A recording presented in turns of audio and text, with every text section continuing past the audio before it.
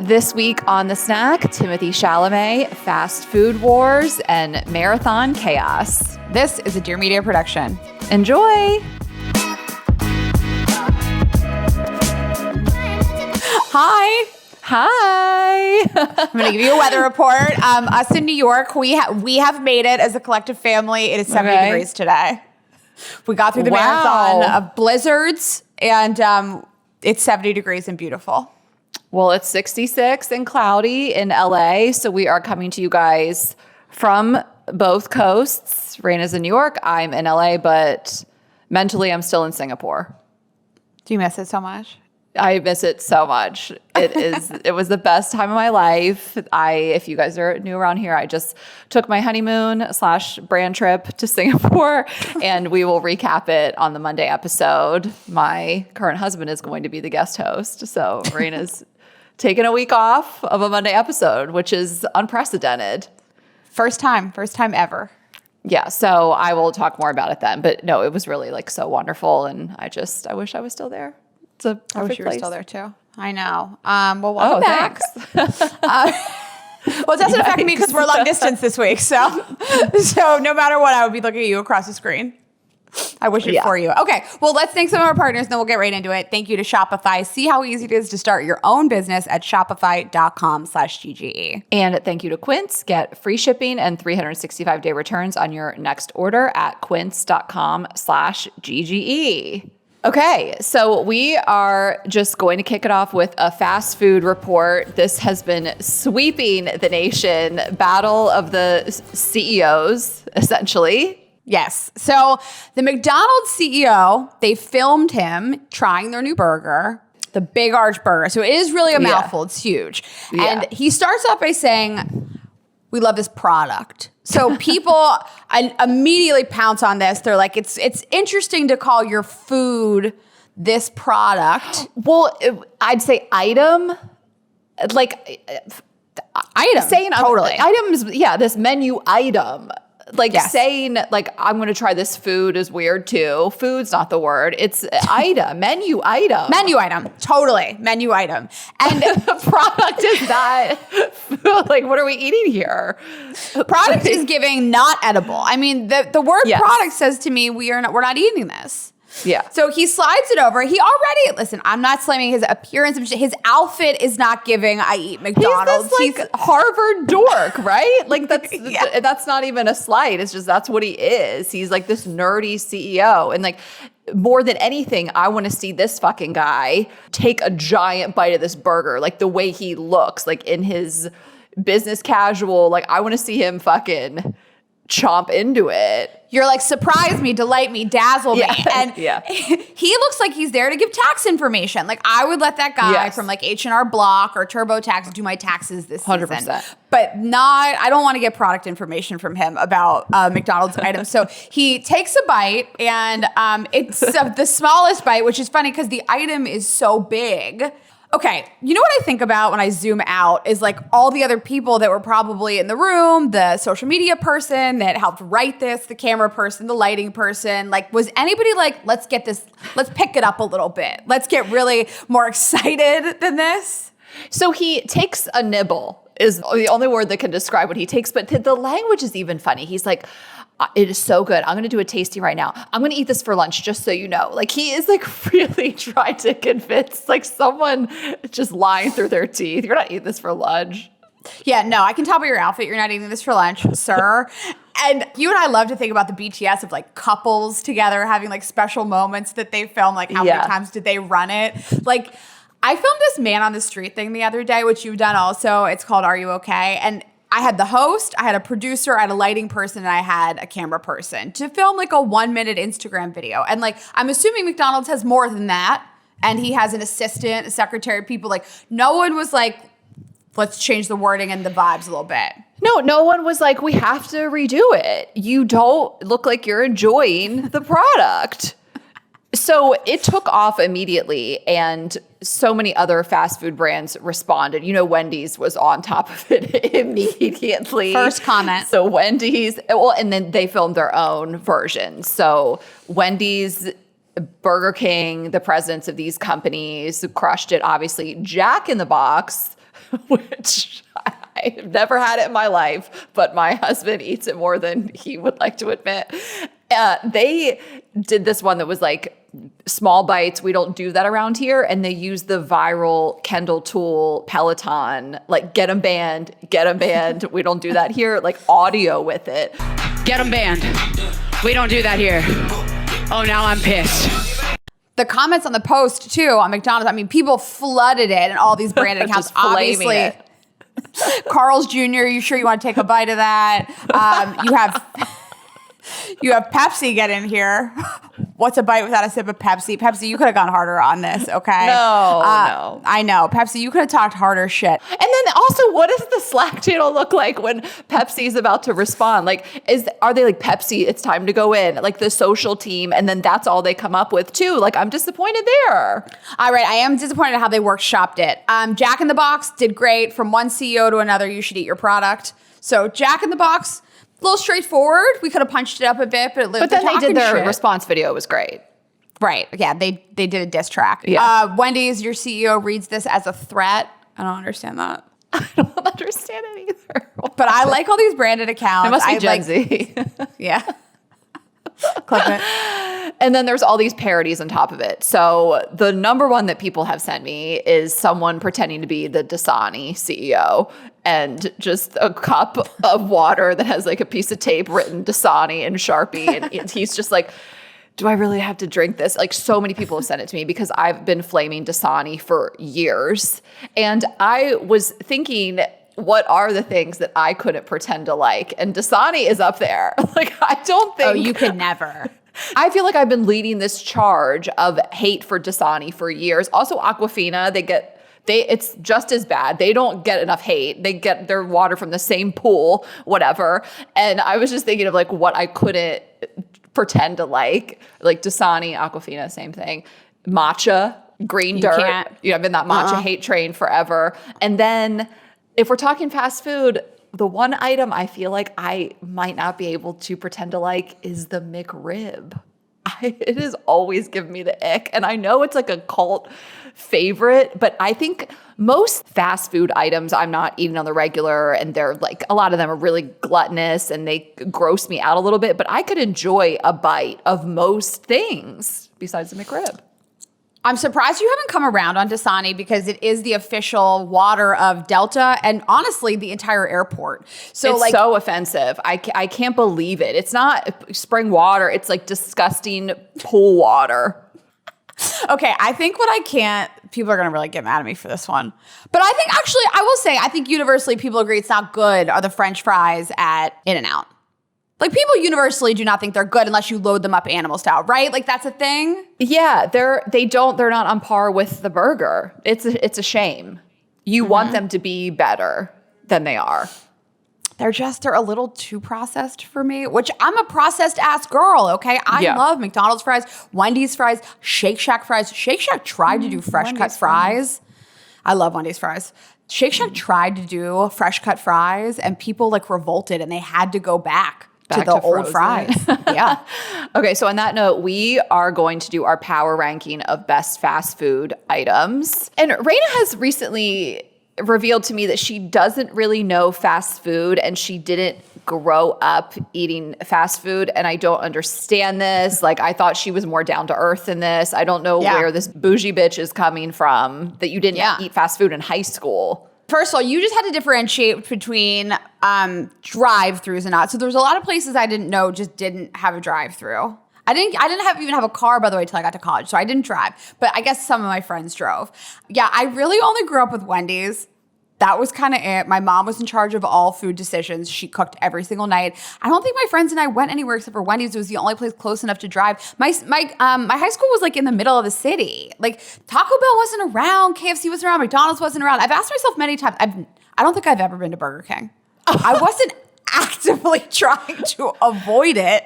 I just didn't have it. We grew up in the fast food era. Like a McDonald's kids meal, McDonald's play place. You never went to a birthday party in a Wendy's sunroom or a McDonald's play place. Like, these were iconic times. Like, I don't know if you guys, this is a deep cut. McDonald's, when they had the Happy Meals with the mini Barbies, like and again, my family was not a really big fast food family. I'm not a big fast food person. I'm a pretty healthy person. That's just not what we got down with. But like, it was such a treat.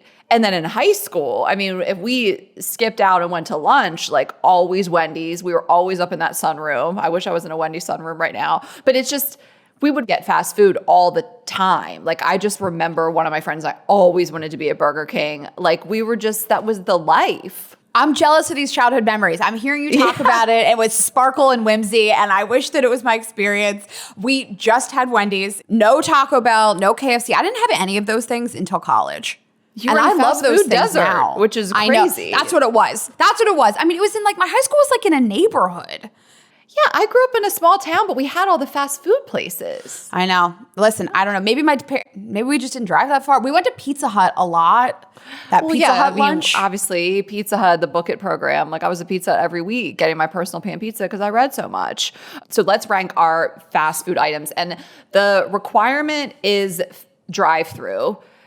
So Shake Shack doesn't count. I don't think if Shake Shack is fast food, neither does Reina. And if Shake Shack was included in this, they would win every category. They're different, elevated. They don't count. Five Guys, even a little more elevated. Like, drive-through is the guideline.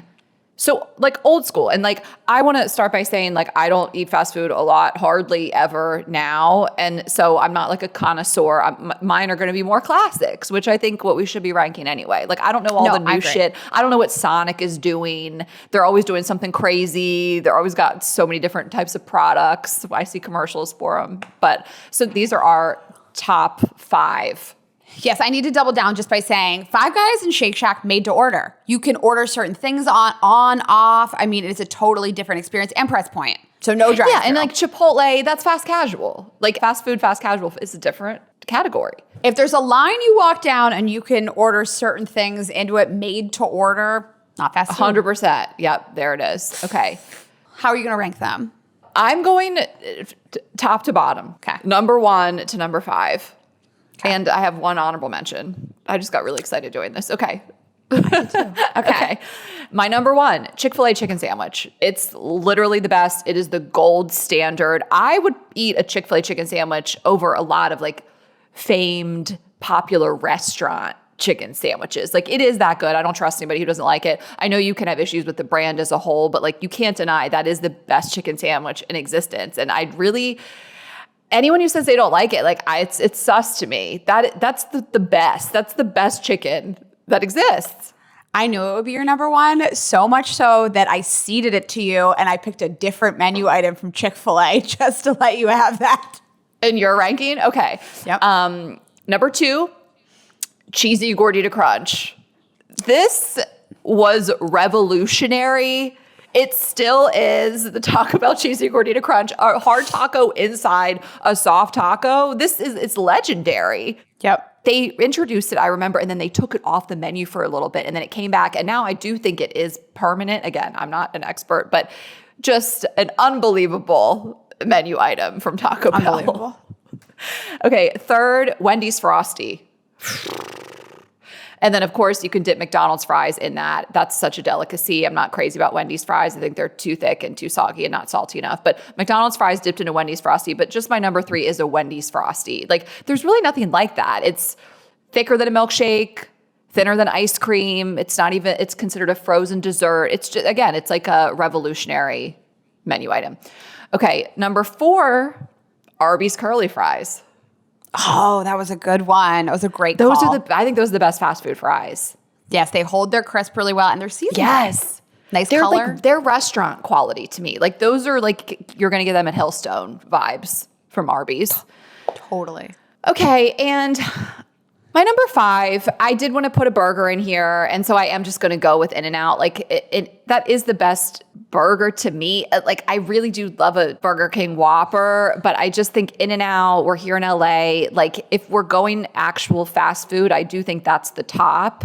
And I don't need the double-double. A regular cheeseburger is fine. So I'm just going In-N-Out for the cheeseburger. And my honorable mention, because I wanted to stick to 5, is a sausage egg McMuffin. Oh, that was a good one. Okay. No, that's a great honorable mention. McDonald's breakfast hits. No, it does. I didn't Not have like it until Chick-fil-A later in life. but No. Okay, I like your list. I knew you were going to do cheesy gordita crunch, and I knew you were going to do Chick-fil-A. So I actually seeded those two and picked alternative items. Okay. Well, I was torn between the cheesy gordita crunch and the Crunch Wrap Supreme, but okay. I don't want to step on your toes, so. It was really hard for me to honestly just like narrow the stuff down. Okay, because you've never been to these places. I've been to all of them now. Is it crazy that as an adult, I've made worse choices for my body than when I was growing up? As like a 10-year-old, I was like, good for me. Raina really got into fast food later in life. And I don't want to like step on your choices, but after you're done, I want to share some thoughts on you and your fast food later in life journey. I know what you're going to do. Okay. Well, I know what you're going to say, and I'm going to start with number 5. I'm going to start with KFC mashed potatoes and gravy. Don't do this. In college. No, in college, bitch, you have eaten this since we were friends. You would leave the studio in New York and stop by KFC on the way home on 14th Street. I was like, that KFC looks so scary to me, and you're just there all the time. Yes, that was the secret that I shared with you, and I thought we were in the trust circle, okay? And in college, I used to get it on the way up to Bloomington, and I would put the bucket of mashed potatoes on my lap, and I would eat the mashed potatoes and gravy as I drove up to college on the highway. It's also a great road trip food. I don't know if I've ever had them. I did used to get down with some Boston Market mashed potatoes and like Boston Market mac and cheese. But I had to Google if they had a drive-through because I knew you weren't going to let me include the mac and cheese. I feel like it doesn't really count. Okay, so you're going bottom to top. Okay, what's next? What's number 4? Okay, this is going to surprise you. I had to look up, number 1, if they had a drive-through, and number 2, how many locations do they have? Because I wanted chicken fingers, but I knew, again, you do Chick-fil-A. So Dave's Hot Chicken. Have you had their chicken fingers? Does this count? They're a drive-through? 300 locations and a drive-through.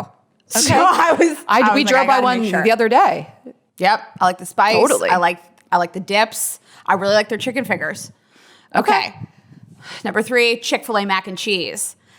They always have the crispy part of it at the top. Like they include that in every single one, and I love that. Okay, number 2, Crunch Wrap Supreme. You take one little bite and then you squeeze a lot of hot sauce in there and you let it just hold the hot sauce. But also, I'm with you. Cheesy Gordita Crunch, I could go either way. They're both really incredible. The way we're talking about these, they're just both really incredible dishes, honestly. It's like hard to choose. Okay. Sometimes you go to a restaurant. Sometimes you go to a restaurant and you're like, why is this so expensive? And I could have gotten this at Chick-fil-A for better. Mm-hmm. My number 1 is a mix of, I like how it tastes and it's nostalgic. So Wendy's is my number 1 fast food restaurant. Okay. And I like the Asiago Bacon Ranch spicy chicken sandwich. Yeah, Wendy's does a good spicy chicken. That's a great call. Not the Asiago. Listen, it was hard for me to pick Wendy's because Frosty's amazing. The Baconator, amazing. The Asiago Ranch Bacon Spicy Chicken Sandwich, though, it has all the things I like.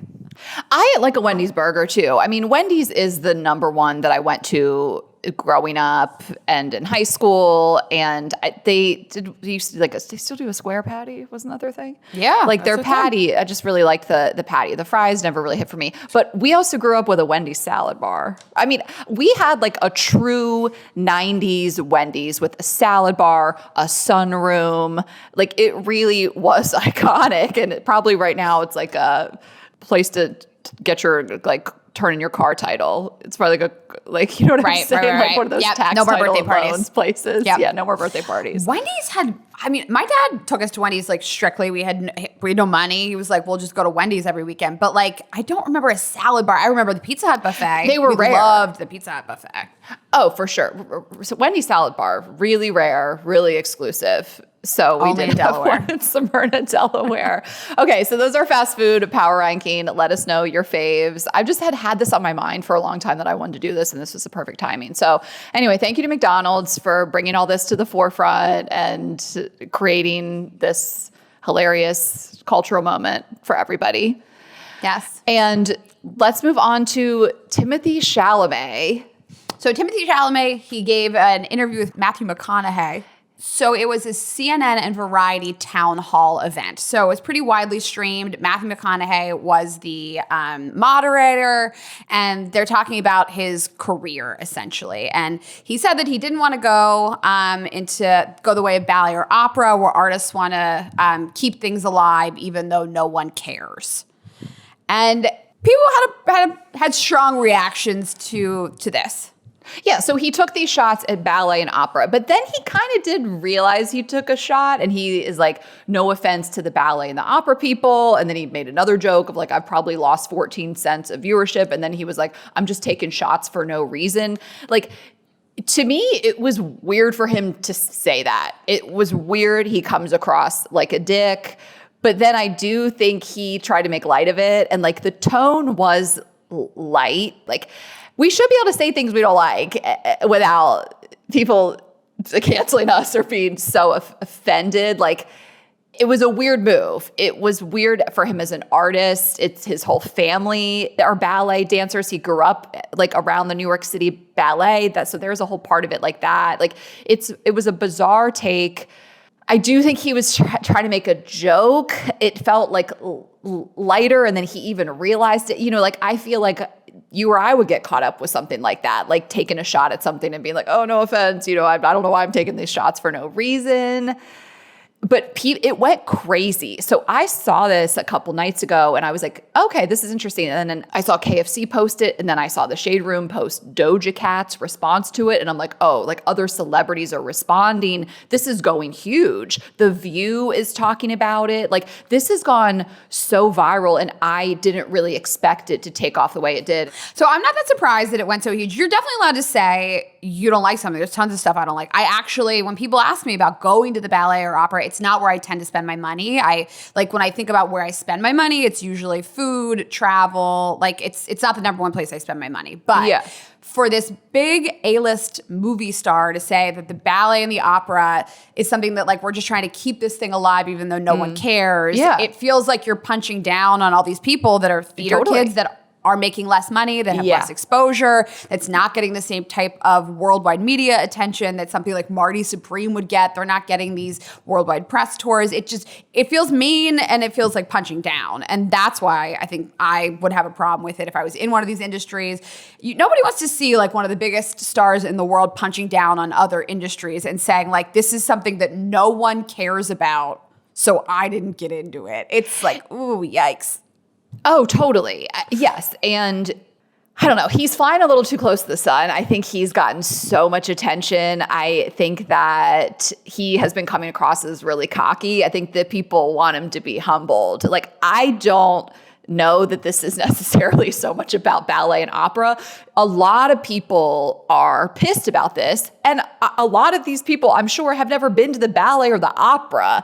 Like, it's about Timothee Chalamet. I saw this quote. This was on Betch's Instagram just before we recorded. If we're being honest with ourselves, the severity of the reaction feels less about a global surge of opera defenders and more about a collective itch to humble Timothee Chalamet just a little bit. So that's what it feels like. He came across like a dick. I don't know that it mattered what he said. You're welcome to disagree with me, but it doesn't feel like, oh my God, how could you talk about the ballet or the opera? It feels like we have made you too famous and you aren't who we thought you were. And I saw Phoebe Robinson, who I love. She's just dragging everybody and anybody these days from Two Dope Queens. She posted a video and she was like, you know, the sentiment was basically, we think he's like this skinny white kid, this like indie movie artsy guy who's like inside reading books. And he's not. He's a bro. He is obsessed with sports. He wants to be a rapper, which is, I mean, he is essentially, I guess, like he's dating a Kardashian Jenner. Like, I think people thought of him as this America's sweetheart type, and now he just kind of seems like an asshole, and it has really inflamed people. It's surprising to me. It's so much more than the opera and the ballet comments, because the way this is taken off and the vitriol against him. Yeah, I don't think it would have mattered what he was shitting on, essentially. I mean, I know that specifically the ballet and the opera, these are theater kids. They're tangential to the acting world. And this person who has like chosen a field where you make more money is punching down on it. But I think that the bigger you get, unfortunately, the more like kind of responsibility you have to act humble and give other people their flowers and not act like this. I don't think it would have mattered what he picked. Yeah. I mean, theater kids, I don't know. Ballet dancers aren't necessarily theater kids. Opera is like a very specific talent. Like theater kids, I think of Broadway. I think if he would have said like something about Broadway, it would have been even worse. You know, like my God, ballet and opera are kind of niche. Like I was trying to think of what was comparable. It's not necessarily radio. I don't know. What if we were like, yeah, nobody reads newspapers anymore? It would be such a weird out-of-pocket thing to say. Like, I would never say this, but I'm not Timothee Chalamet, you know, and I think he is like cocky and can be kind of an asshole. Also a little refreshing to see someone that's not media trained, that's that famous, that's going to spout off at the mouth like that. But I would never do that. It's so weird. I wouldn't really shade any art form, especially in my direct industry. So people are asking, will this affect his Oscar chances? I mean, I don't know. Like, maybe I'm not educated enough on the Oscars. Like, isn't this kind of already been chosen? Like, does public opinion matter that much a week out? Like, I was surprised that that's even a question.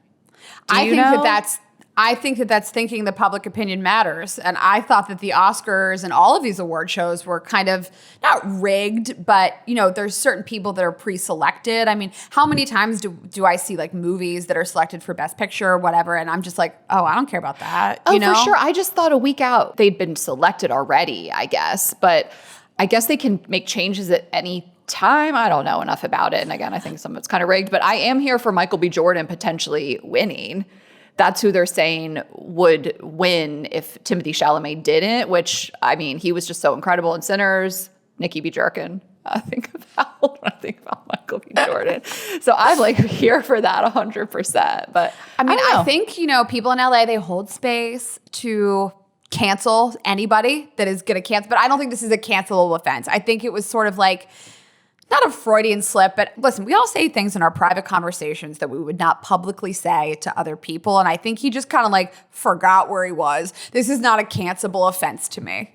It's not cancelable, but it's like people get upset when someone appears to not be who they thought they were. But it's like, this is why we shouldn't ever hold celebrities on this pedestal. And this didn't offend me, like personally, but he made another comment recently that didn't get as much play that I feel like now is the perfect time to bring this up. So this was a few months ago in November, and this was in his Vogue article, and he was talking about people who don't want to have kids. Did you see this? This didn't pick up a lot of steam, and I meant to maybe talk about it, and then it just kind of passed us by, but I feel like now is the perfect time. So he was in this article for Vogue, and he said that he and a friend watched a video of a person bragging about not having kids and how much time it afforded them to do other stuff. And he said, like, holy shit, oh my God, bleak. Which, again, you and I talked about recently with Liz Plank. Like, we're not those people that are going to shame people for having kids and be like, oh my God, my life is so amazing because I don't have kids. But for him to say, like, life without kids is bleak was his first comment. And then he told the magazine that while he knows some people can't have children, he believed that procreation is the reason we're here. So I thought that the bleak thing was like an icky thing to say out loud. I'm not offended by it though, because I think that child-free people can look at the lives of people with kids and also think that's bleak, and we're like entitled to our own opinions about that stuff. I wouldn't say it out loud, sure, but totally. I think the mindset of procreation being the reason we're here is bleak. I hate that. I think that, first of all, it does suggest that there's something evolutionary wrong with people who can't have kids, even though he did address that. It's still just like why I say it. Or something innately wrong with people who don't want to. And it's like, there's so much more to life. Like, we all have our place in society. We're here to like build communities and places to live and work and all the things that people do in this world, doctors and scientists and architects and builders and entertainers. Like, it's not all just about having kids. Like everyone has a role they play in this life that has something to do with just procreation, that we all contribute to the greater good. I don't know. Now I'm going off on a soapbox, but I hate that sentiment. And we addressed it a couple weeks ago again with Liz Plank too. This is not like people's sole purpose on this planet. I think that he managed to offend way more people with that sentiment. Like you said, people that can't have kids, people that have chosen not to have kids.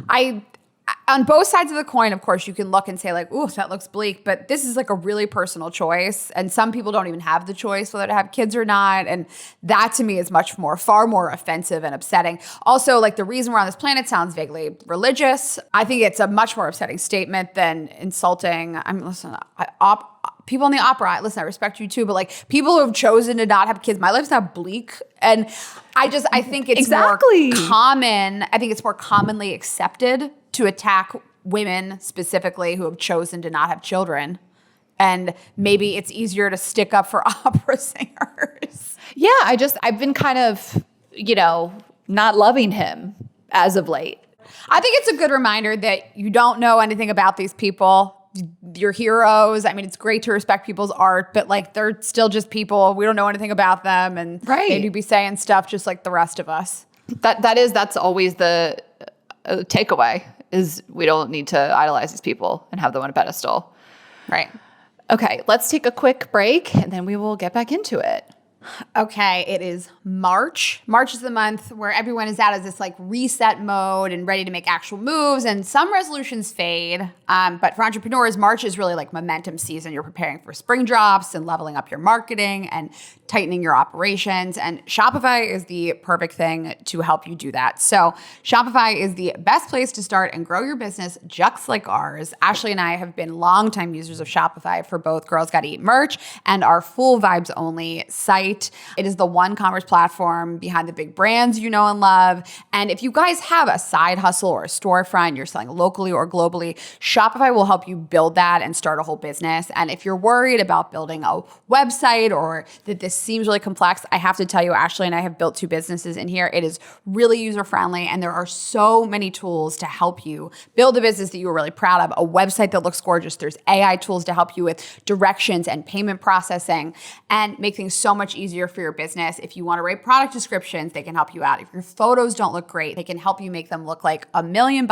and you can add tons of users. So Ashley and I are able to monitor our business, every product we have in stock, every sale, every order. We can track all the time, and we can add tons of users from our business. So we love it. It has truly made growing, scaling, managing our business so easy. It is invaluable to us. So if you're hungry for the chance to become your own boss, it is time to take your ideas and head over to Shopify today. Go to shopify.com/GGE to get started today. We promise you will be so happy that you did this. Okay, and I am telling you about Quince. As you know, I was just on my honeymoon and traveling there and back on 17 and 14-hour flights. I wore my favorite travel Quince set, the super soft fleece wide leg pants, and then I have the crew neck sweatshirt. I have a set in black and in gray, and that is all I travel in truly. And then also on the trip, I brought one of my favorite Quince items, which is the Ultraform Active Dress. I'm obsessed with this dress. You guys, I have in 3 different colors. It's got like lined underneath that has the shorts underneath. You can exercise in it, play pickleball in it, whatever. I don't really exercise in it. I just like wear it. It's a perfect vacation travel dress. It is so cute, so comfortable. So this is just some of my favorite things because we love Quince so much. They make high quality wardrobe staples using premium fabrics. We are obsessed with their 100% silk, their 100% European linen, their organic cotton poplin. They have cashmere, these incredible prices. You're not going to see these prices anywhere else for the quality. They work directly with safe, ethical factories and cut out the middlemen, so you're not paying for the brand markup. Everything is versatile, well-made. It makes getting dressed so easy and simple. I mean, this is just a great way to build like a core capsule wardrobe and of course veer off and get like, pieces that are a little trendier or for more special occasions, but they're just pieces you will reach for over and over. We are obsessed with them. They are always rated high by their thousands of customers. And as we get into warmer weather, you guys, I cannot recommend that dress enough. And just like the silk dresses, you can get a short dress, long dress, like all different kinds of things in their silk. It's washable silk. It's really easy to take care of. And of course, that travel fit is my absolute favorite. So right now you can go to quince.com/GGE for free shipping and 365-day returns. That's a full year to wear it and love it. And you will. Now available in Canada too. Don't keep settling for clothes that don't last. Go to quince.com/GGE for free shipping and 365-day returns. That is quince.com/GGE. Okay, so next up, Ashley and I are huge fans of the show Love is Blind. They just had their 10th season, and we love the show. On every season, they really deep dive on a lot of topics. You watch people talk about whether or not they want kids. It's really divisive. Religion, how they want to live their lives, money. I mean, everybody is really forced to talk about all these different things. Sex, where they want to live. And one thing... I'm just thinking about that one couple that was like dirty talking last season. Through the wall. Sorry, that would be flashback. me. Okay, keep going. That would be me. They would be like, she will not talk about any deep topics. She never cries, and she's having phone sex across the wall. Never cries. Okay. But one thing you and I have kind of noticed in the past is that politics has not been at the forefront. And every once in a while, I'll see it be sort of vaguely referenced, like in Minneapolis, the season with Sarah and Ben. She keeps saying we don't necessarily align completely on our beliefs. And once in a while, you'll see people talk about how would you feel if you had a child that was gay? And abortion. Remember the whole abortion storyline with that guy that had the braid? Bartise. Oh, Bartise. Bartise was the OG abortion storyline. But no, I'm thinking of the woman, she was in the military, and the guy that had the two braids. And it was the big storyline. What is his name? I wish my special talent was to remember all these people's names, but you guys know what we're talking about. Just remember, like, the hair looked like a tampon string. The hair. So it comes up. It's teased a little bit, but especially with our audience, when we say like, what are some of the issues that you're coming up with your partner? One of the number one things, if not the number one thing in dating, is where somebody stands politically, whether somebody takes a stance, whether a Democrat, Republican, MAGA, how they look at the world, how they look at your rights as a woman. And this is so divisive. It's the most number one divisive thing in dating today. And you don't really see it covered on this show. Except for this season, they featured a couple, so Alex and Ashley, and you see Alex go out to eat with her parents, and he says, who'd you vote for? And he says, I didn't vote, but I would have voted for Trump. And her dad says, great, we love that. And clearly they are MAGA. So was that the first time you heard Trump on this show, right? Yes. Like, it was a jump scare to me because I just thought, as a whole, Love is Blind was not going that specific, saying names of politicians. You know what I mean? I just was like surprised to hear it like that because we haven't seen this, to your point. We haven't seen it, and I've not heard anybody say Voldemort on that show at all. And it didn't really occur to me until this moment that, like, we just haven't seen anybody talk about it. And how could that be possible? This is the number one question for everybody today in dating is, who did you vote for? How do you look at my rights? Well, it's like, this is my deal breaker. Like, they're going in and they're saying, like, these are the things that are important to me. Like, it's even less of who'd you vote for. Like, no one would have asked that 10, 15 years ago. It's just like, totally. I need to know if we can even move forward or not for obvious reasons.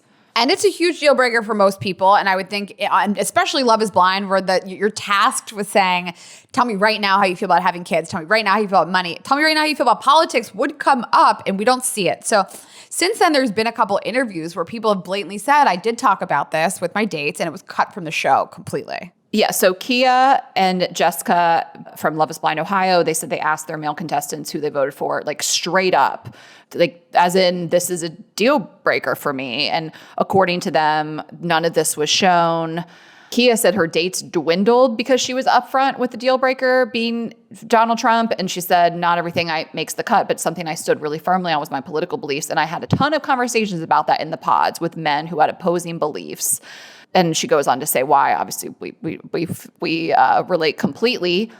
And none of that was shown, which it sounds like that was a pretty big storyline of hers specifically. So it's a real choice not to show it, but then to show Alex talking about Trump with Ashley's dad.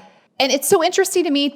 Initially I was like, maybe they just don't want to get political, which is not a choice I agree with also. But it's wild to edit all this out because it is such an important conversation in today's dating landscape. Like, people are having these conversations in their real lives, and they would want to see this on TV. So what is the reason here? And, people have really taken it and been like, the show is MAGA, and that's the reason, and all of this. And if you really break it down and what they show, what they don't show, that really proves it. But I don't know. Then there's a whole side of it that's like, are more guys that are MAGA, the ones going on this show because they can't get dates in real life. I mean, that's another thing people are saying, but I wouldn't say that about the women. And I don't want to insult the women that way too. So there's a lot of different takes on it, but regardless, it's an interesting choice. Because why? Because these are the conversations I want to see. The second we get an ounce of talking about rights or abortion or voting or anything like that, I'm hanging on every word. And clearly this is something I'm really interested in, a hot take. I'm like very political, but I think most people would want to see it.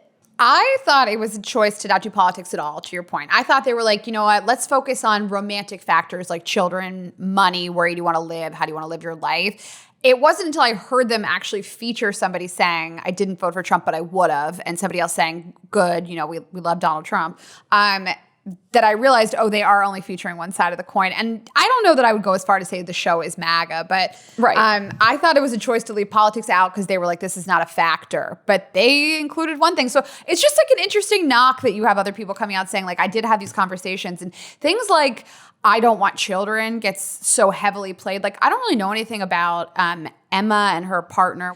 I don't know one thing about Mike except for that he wants children. Nothing else did I learn about him. Last season, diabetes got featured more heavily than Donald Trump did, and I'm assuming it was a factor.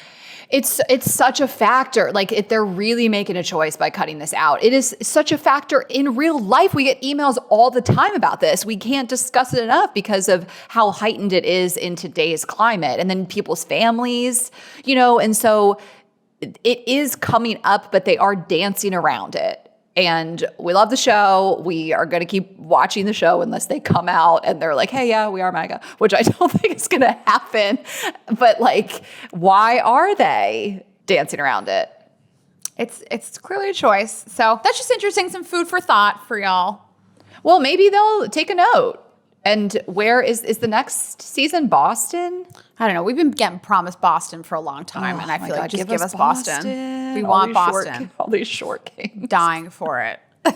You know, those women are going to be like, okay, they're trying to figure out how every single guy in a Boston season, the women are just like trying to figure out how tall he is, just asking the most random questions. Every guy's under 5'8". Yeah. Okay, well, speaking of TV and things that everybody is obsessed with, Love Story. So we talked about this a little bit last week. They are doing one episode per week on Hulu of the JFK Jr. and Carolyn Bessette show, Love Story. So this really has kept this in the news. And one thing that people have really said about this show is that Daryl Hannah's portrayal, she was with JFK Jr. prior to Carolyn Bessette, that they really did her dirty. And they portray her as this sort of out of touch, shows up at places she's not invited to, isn't really wanted by him, is in one particular scene, she's using a family heirloom of the Kennedys to blow lines, and just a really negative, unfair portrayal of this person. And they kind of use it as like a way to pit her against Carolyn Bessette, and that he didn't really want to be with her as much as Carolyn, and this is the obstacle to get to Carolyn, sort of. But the portrayal is pretty negative, and people have overwhelmingly said they've done her so dirty and what was the point of this. And so she penned an op-ed in the New York Times talking about her portrayal on Love Story. And I was really impressed by it. You know, you don't see a lot of people just come out with their full chest defending herself, but she said, how can Love Story get away with this, essentially? And she said, nothing about this is accurate. Nothing about the way that the Kennedys felt about me is accurate. Nothing about my relationship with John here is accurate. And this has caused a lot of issues in my personal life, people thinking that this is true. So I love that she came and defended herself. She said, I've generally chosen to not respond to media coverage, and you know, I don't want to engage in these things. But the choice to portray me as this irritating, self-absorbed, whiny, and inappropriate person was no accident.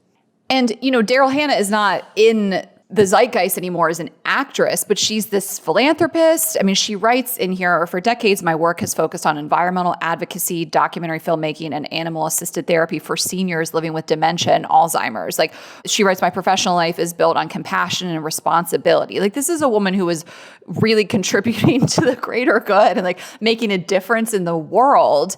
And I didn't really realize all of that. I mean, yeah, I thought she came across as like the most obnoxious, hateable character on this show. And I didn't know much about her in real life. And I'm so glad she spoke about this. The op-ed was heartbreaking to read this. And it made me realize like just how crazy this is to do to a living person. I don't know that it's better if they're dead, but a person in the world today, like, was it necessary to do this? And I was trying to think of other incidents where this has happened on this level, where there's this actress catching a stray in such an intense way. Like, I don't know. I was trying to think, can you name anything where it's like a dramatization? You know, it's not some documentary about Britney that may be exaggerated in certain ways, but it's like an actress playing this character who's still an actress alive today, and they're doing her so dirty. Like, I couldn't think of anything to compare it to, and it feels so wrong.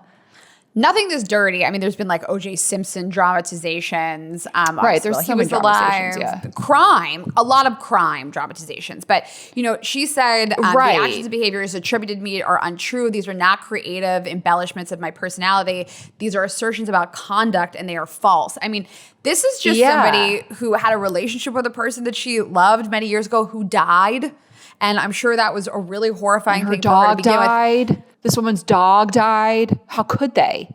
She also, she basically said that Harvey Weinstein had come after her during the filming of Kill Bill, and she had basically like pushed off his advances, and it ruined her career. I mean, this is a woman who's also been through a lot, and it is crazy to take a living being and make them only look terrible as a way to prop up another woman. And to me, it didn't make the story richer, to be honest. It didn't help for me.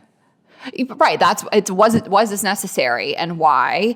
And I don't know. I've just like, this is kind of giving me the ick a little bit about the show. I've only really watched the first 4 maybe, and I haven't kept up with it. I mean, I know Jack Schlossberg has come out and criticized it for how it portrayed his family. And obviously he's the most authorized to speak about this, but obviously he's going to be more sensitive. It is his family. So I don't know. The show's kind of giving me the ick now.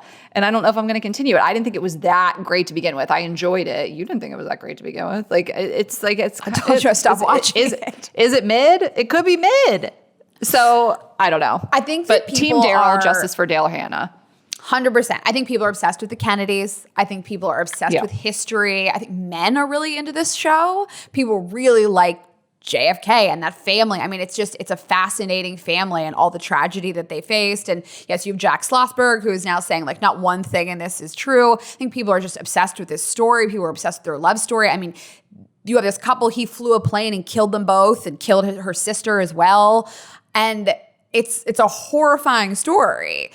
And I think people are obsessed with it. And, you know, they're piecing it out once a week. So this is continuing to be the news cycle. And also her fashion, obviously, has been like heavily parodied and people are trying to emulate her fashion style. But yeah, I mean, it just was crazy. And I love to see a woman stand up for themselves and not be railroaded by Hollywood. And maybe there was some of that also with Harvey Weinstein and feeling like, you know, her voice was taken away from her. And she was like, not again, Ryan Murphy. Right. What does she do to Ryan Murphy?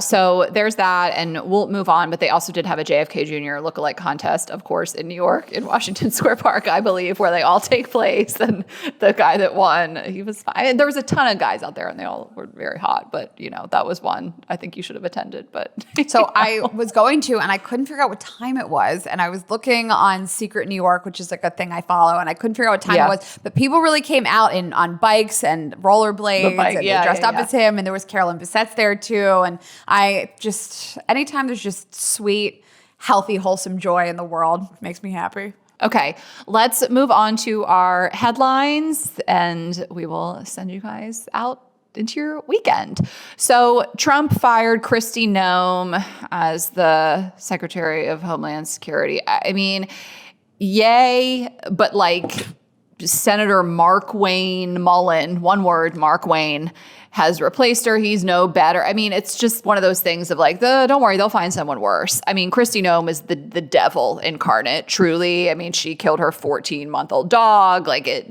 She's the devil, truly. I think she's like really evil on the inside. So glad she's gone, and she was doing a terrible job. The words that's an understatement. And so many people have really been harmed and died under this Department of Homeland Security and the actions that they've taken. But anyway, she's out. I had my own witch moment. I have my own witch moment like you the other day. I texted you a photo. I did local Fox News the other day, and I was sitting in the lobby, and she was on TV. And I texted you a photo of her and I was like, I can't fucking look at this woman anymore. She was testifying and she got fired the next day. Yeah. In the airports, those videos, like, is this all, have we always had like the DHS secretary on like airport security videos? Did I just not pay attention before because they weren't a trigger to me? Like, why is she always on like the screens in the airport? I fucking can't stand it. Like, already ruining my morning, already ruining my trip. So I hope those can change, but I don't really want to see Mark Wayne. Do we need anybody like in this climate? Just get them off the screens. Like, we're already stressed enough traveling. Let's put puppies up there, okay? And puppies, the government is shut Cricket, down. her puppy. Yes, anything cute. Oh, we put her puppy. The government is shut down. The TSA is heavily depleted at the moment. Airport lines are hours and hours. So, I mean, we need some joy at the airports. So Donald Trump can't honestly admit that she is the worst. So he just gave her a new job, and it is the special envoy for the Shield of Americas, which is word salad that means nothing. In this role, she focuses on dismantling international cartels and enforcing security partnerships, blah, blah, blah, blah. It's just made-up nonsense. Yeah, it's just a made-up job. I mean, this administration is such a fucking joke. Like, the war is a whole nother thing, which is just, we're going to try to keep it light, not talk so much about the war. But they are just, it's a fucking clown show. Operation Epic Fury. Are you fucking kidding me? They just post on the White House Instagram like a Call of Duty mashup, like war is a fucking game. I can't believe these people. They make me like quite literally like so sick. It's so vile. Okay, well, let's move on from that. Our next headline, the Los Angeles Marathon. This ended in the craziest way I have ever seen. So this one runner is running towards the finish line. He is such a huge lead. No one is even around him. Mm-hmm. No one's even around him. And then another runner comes up from behind. Out of nowhere and passes him. And as the original runner they're getting near the ribbon, he reaches out to kind of touch it first and he falls because the other guy does go through it first and wins. I've never seen, it was wild to watch. And I'm like, did he hear him coming up at all? And maybe he couldn't pick up his pace at all. I mean, like he was completely spent by that point, but he realizes it at the last minute, like he's on his tail. And it's crazy to see. So that happened. It was also like a 87-degree day. It was really, really hot. And they were saying that the runners could get a finisher medal after 18 miles, which people had a problem with. I mean, I don't know, like as someone who, when I ran my last half marathon, I think I've done 4 or 3, my 4th half marathon, I had been having some knee issues and it started to rain and I ran home at mile 7. I was right by my house. I knew we were going to go by my house in Atlanta and I had my house key on me, obviously. And I was like, I'm done with this. Like my body is hurting. It's raining and I'm going home. And I wouldn't have expected a medal. Like I would have been like, I need the medal. Like I get it though, because it's like, they don't want people to push themselves to the limit and end up in the hospital or dying. And people want that medal to show that they did it. I don't know. I'm going to tread lightly because I'm not a marathon runner. And like, I see both sides of it being like, I don't know, let people have the medal. But also I see it like you didn't earn the medal. I think you didn't earn the medal. I mean, I'm not a marathon runner, but if I ran the 26.2, which is also an arbitrary made-up number. Do you know why it was 26.2? Yeah, it's like a Greek thing, Greek mythology. Well, there's been a few different things. Yes, it started with Greek mythology, but then in 1908, it was adjusted and standardized. And it is the start of the Windsor Castle and finish in front of the Royal Box at White City. I mean, it's made up. It was standardized in 1921 at this point. It is made up. But I don't know. I feel like I would... if I trained to be able to do 26.2, I'd be like, yeah, that's who gets the medals. However, 18 is really hard. Well, you didn't do the marathon. But you didn't finish it. Do you even want the medal? Like, I'm like, I didn't earn this. And yes, it's like, it was hot and it shouldn't have been that hot. That was a fluke that it was going to be 90 degrees when they did it. And it's climate change and it's getting hotter everywhere. And a lot of these races have had to be canceled or started earlier or whatever. Like it's not physically healthy for you to be exhausting yourself in that kind of weather. But I don't think I'd want the medal. If I'm speaking from myself, I'd be like, I'm not running for the medal, by the way. Like, that's not why I'm running a half marathon or a marathon. It's just, I don't even care about that. It's a nice memento, but it's to do the thing. Not for the piece of cheap medal. I mean, listen, altogether, I don't care. It's all arbitrary to me, but I think that we should get medals for finishing a thing. If we sign up to do a thing and we finish that thing, that's who should get the medal for that thing. Can I tell you, like, when I quit that marathon, someone texted me, do you want me to try to get you a medal? Like, steal you? And I was like, no, I'm okay. Like, I remember a girlfriend who was kind of a shadier friend. Like, she knew I didn't finish because I was like, I'm heading home. I'll see you at brunch. And she was like, you want me to try to get you a medal? And I was like, no, I feel weird about that. Like, I didn't finish the race. I don't need it. I mean, what if you saw a medal at somebody's house and you were like, you finished the marathon? They're like, no, I finished 18 miles. I'd be like, what is this medal for? It's so funny because I guess the medals are probably different for halves, but I don't even know where they are. They weren't like, they're not hanging up in my trophy room. Like, I don't even know where my medals are. I have a serious question for you. Okay. What if somebody like ran a mile and then they like got in a car and they, I don't know, 4 hours later got dropped off at the front? Is there cameras everywhere? Like, how would you know that somebody actually finished the race? There's a race route though. Like, I guess you could jump back in. I don't know, just like public humiliation and just being a fucking weirdo. Like, I think it's just like, I guess you could do that, but why would you want to? Like, that's because of the medal? I don't know. It's like just a weird move. I guess people probably do it. Okay. So we're just going to end with a headline that I am just so into, which is Dak Prescott and his fiance called off their wedding after their joint bachelor and bachelorette party. So first of all, fuck Dak Prescott. And remember Spitgate from the NFL season opener in 2025 . So he's the Dallas Cowboys quarterback. The Dallas Cowboys quarterback, yes. And so Dak Prescott and Sarah Jane Ramos, who's he has 2 children with as well. They are getting married. They go to this joint bachelorette in the Bahamas, and then everybody leaves. They stay behind, and I guess she found out that he was using fake social media profiles to connect with women, flirt with them, send messages, I guess meet up with them. I mean, it's pretty shocking. It's not shocking that an athlete cheated on their partner, but they have 2 children together. They're getting married next month. I mean, you just don't see this. That is crazy. So they had to send out a wedding cancellation notice to all of the guests, and they're trying to keep this private. And it's like, you can't keep that private. That is going out to however many people, dozens, hundreds even. So yes, like at first people were like, it's the prenup. I think that's just people fan fiction. And she was like, it's not about the prenup. Also, they have 2 kids together. She's entitled to plenty of his money regardless and child support. So she was like, it's not about the prenup. And she did cite infidelity. So like Raina said, he was like incognito using fake social media profiles, which is also just even another layer of just flirting or cheating, is like creating fake profiles. Like, you have really put in a lot of work on this. So this is just, it's a bummer. They have 2 kids. Like, they're already connected for life.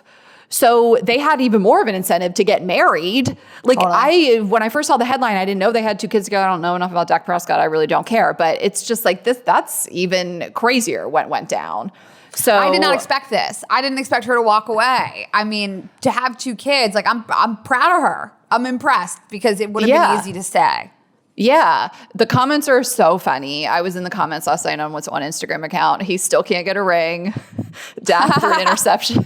Dak threw an interception to his own wedding, made it to the playoffs and lost before the big game. Cowboy for life. And dudes that have joint bachelorette parties don't win Super Bowls. Would you ever do that? Joint bachelorette party? Like, it's just weird. It's just like, go on a trip together, all like, you don't need to do that. That should be the bride and groom's like special times with their friends. Like, I think it would be fun with the right group, especially if everybody was single. Like, it would have been weird as hell for me to do. All Shashank's married friends, like, it would have been weird. I would have never done that. I don't know. That's what the wedding is for. The wedding is for everybody to be together. I want to go on a girls' trip with my girlfriends. I don't need to hang out with your man and his friends. Like, if I'm spending all this money to go on a trip with my girlfriend to celebrate her wedding. I just want to be with my girlfriends. I don't want to be with your man and his friends. I just want to go on like a girls trip. And so I guess I would do what I would want, which I don't know that I would have a joint. Listen, you guys do whatever you want. It's just not for me. That's what the wedding is. The wedding is a joint party for everybody. Totally. I mean, I had 3 bachelorettes, so, one of them could have been a couple's trip, but that's not what I was trying to do. I was trying to do 3 girls' trips. But it's funny, like, is this a red flag that a wedding's not going to work out? Is this the new, like, when you have a joint bachelorette party, the wedding is doomed, the marriage is doomed? Is it like, I think he's cheating, and so I don't even trust him to go on his bachelorette without me. I'm going to go with him. Do you think that was part of it? I mean, clearly this is not an isolated incident, I doubt. Like, clearly they've been together for years. Like, she didn't just have her first suspicion of him cheating a month before the wedding.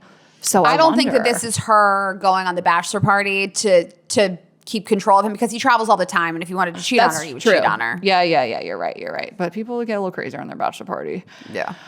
Okay, so anyway, that's over, and I don't care. And I hope she finds better. Fuck Dak Prescott. And fuck the Cowboys. That's over, and so is this episode. I hope you guys enjoy it. Yes. That's your snack, you guys. You can find us at girlsgottaeat.com, Girls Gotta Eat Podcast on Instagram and TikTok. I am Ash Hess. Raina is Raina Duck Greenberg. Subscribe on YouTube. Share this episode with a friend, and we will see you Monday. Have a great weekend, guys. Bye.